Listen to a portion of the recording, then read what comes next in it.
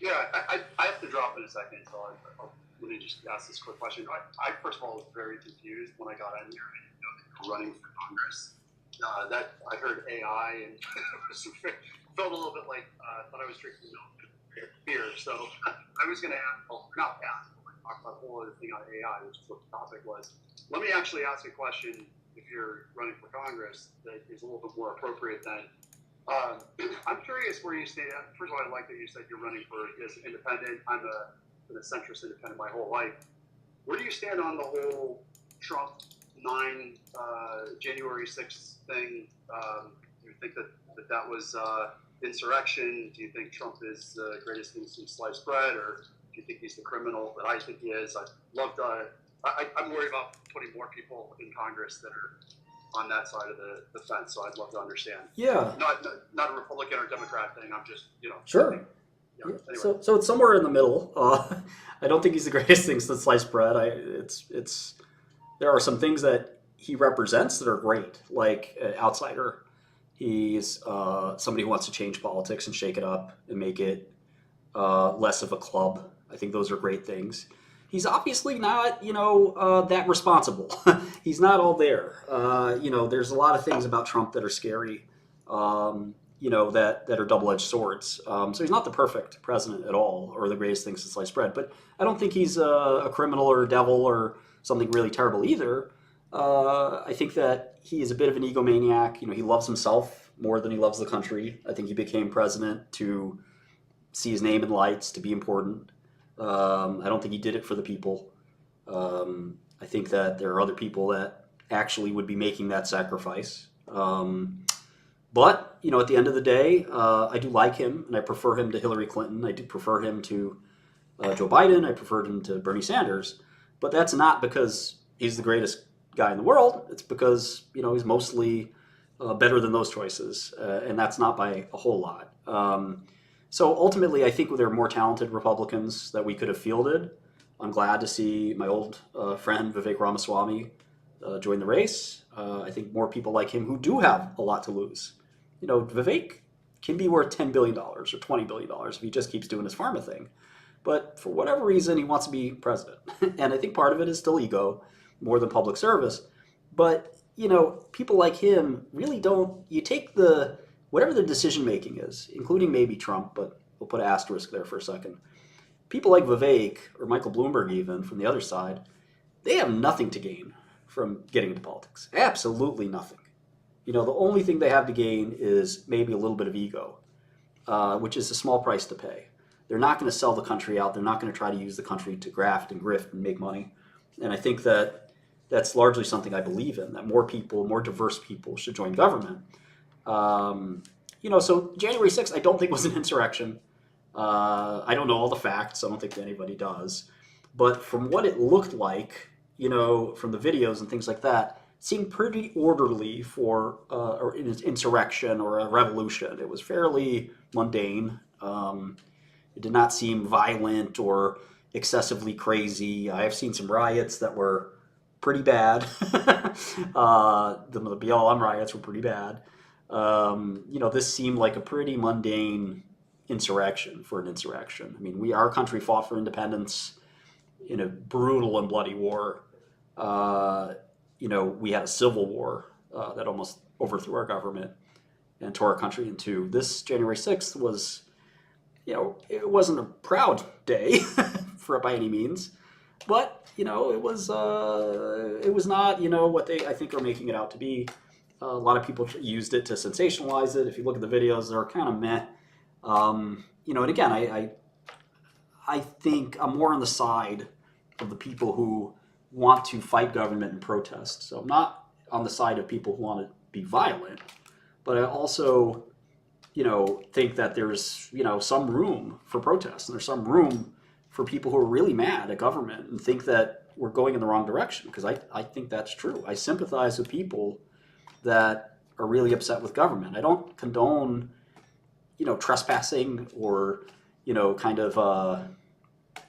violently tearing down the government or things like that. I condone voting and talking and things like that. But I also think Thomas Jefferson said that you have to give a little bit of room for the person who meddles, the person who, kind of does metaphorically kind of challenge things and throw rocks at the crown and is a fly and a thorn in the side and, kind of a bother to the power. And I think that January 6th probably went a step too far in that direction. But I also think that some of these people feel like their voices have never been heard. And for somebody to take a, kind of forceful tour of Congress and get 20 years in prison, I think that's a bit much. Some of those sentences. I think you're misunderstanding the question. Sure. The question was less about the people that perpetrated the acts. The entire January 6th. Oh, sure. Trump lied about the election. Sure. Yeah. I can talk about that. And Giuliani now just was. Right. I can get into that. Running for Congress, I think it's. All right, I can get into that.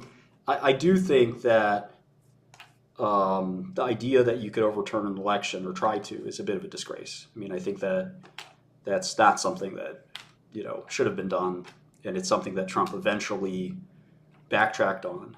Now, elections are far from perfect too. I don't think that the election was stolen. I don't think the election was robbed. Now, do I think elections have the utmost of integrity? Probably not. And there's a reason people distrust politics. I can't fully say that elections are perfect. They seem like they probably are not. Now, having said that, do I think the election was rigged or that it was like one of these things where it would have been different or something like that? Look, I remember 2004 where the election was down to like a vote, or a couple of votes. That was crazy. I think that here is fairly conclusive that Biden did win, and that's why Trump, had to. I listened to his final speech where he had to transition his power, and he did. I think he was a sore loser. I think that if he wanted to really win, and I know, look, I'm hurting the Republican people that maybe want me into power, but I also will tell you the way I feel. I'm not going to lie to you.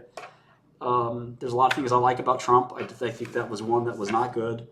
I think that if he wanted to win more decisively, he probably could have avoided some of the mistakes he made. He seems to want to blame everyone else. I made a lot of mistakes in my life. Some of them are on front page news. Trump never once blames himself for his mistakes. He only blames other people. And I think that's not what a great leader does. I think that you have to own your mistakes sometimes. It's okay if you don't own them all, but sometimes you have to own mistakes. And he had this viewpoint that he never made a mistake. And I think a lot of people are turned off by that. And, he's a good politician, don't get me wrong, but a great politician wins elections by a landslide. And he has to look in the mirror and say, why didn't I win by a landslide? I'm the most popular politician of all time, but I lost to, admittedly kind of a middling candidate. And the answer is because I piss a lot of people off. If he was really honest, he would have said, I seem to tick off the world. I seem to make a lot of comments and mistakes that some people like them and other people hate them. And why can't I find a way to have everyone like him, or at least more people? And I think that there are some of the unforced errors he's made that hurt him. And his focus on himself, his sort of megalomania hurts him.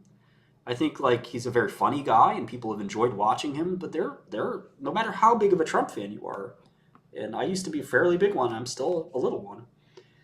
The guy's made a lot of mistakes and he says a lot of dumb stuff and he does a lot of dumb stuff.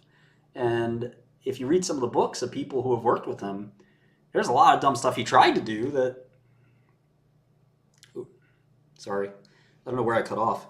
But if you read some of the books and the people that have worked with him in the White House, apparently there's a lot of stuff that he tried to do or wanted to do that was really stupid that we never got to see. So, double, dude. What's that? For some reason. It's there's a crazy echo. I actually have to drop. I appreciate. Hear it now. Yeah.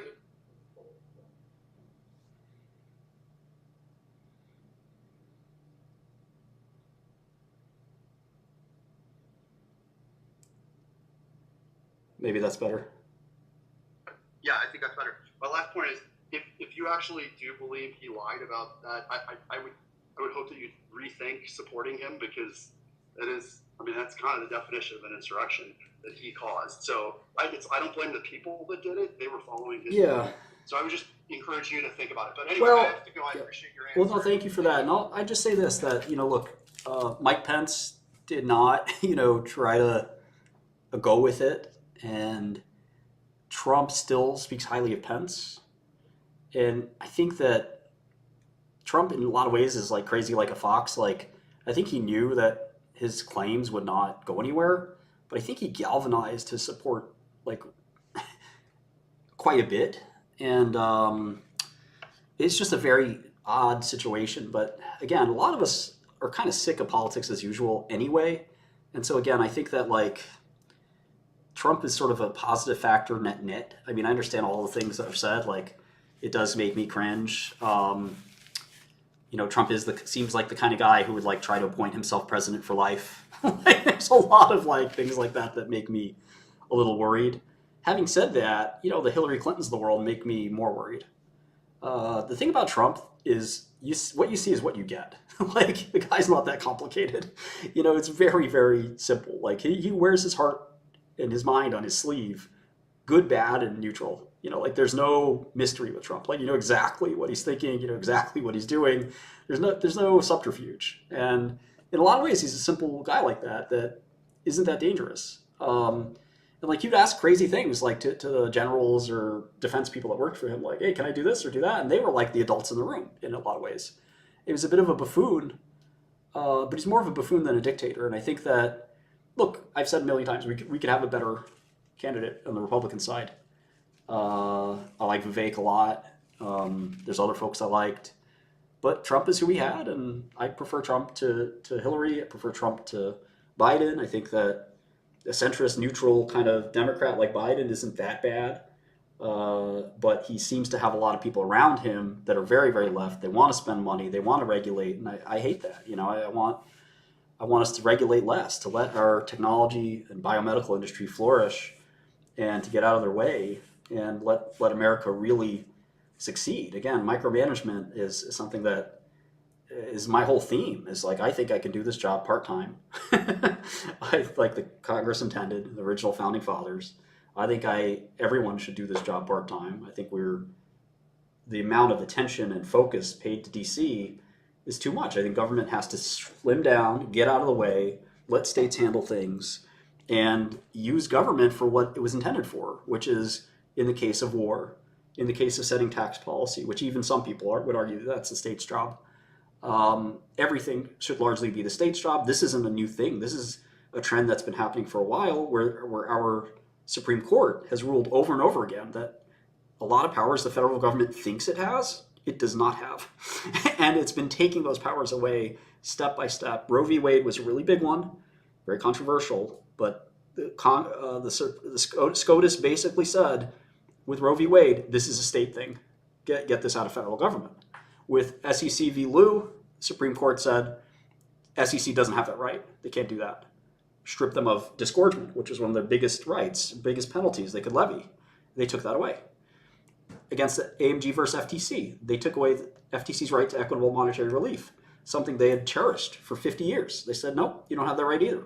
These government agencies gave themselves these rights by self-appointment, illegally, and SCOTUS had to stop them.